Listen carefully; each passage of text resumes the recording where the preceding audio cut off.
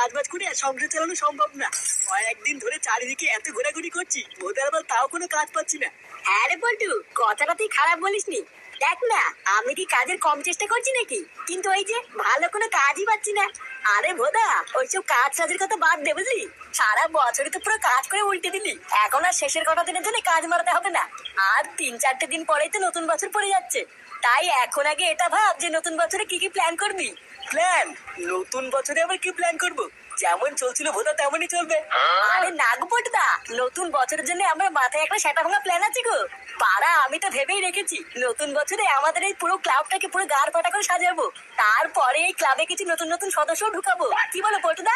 হ্যাঁ, কথাটা তুই খারাপ বলিসনি। ক্লাবে নতুন সদস্যরও দরকার। কিরে ফুটা, সেই থেকে খেয়াল করছি তুই চুপচাপ মন মরা হয়ে বসে আছিস। কিছু হয়েছে নাকি? আর বলিস না বাড়া, আমার এই জীবনটা না পুরো ধ্বংস হয়ে গেছে, বুঝলি?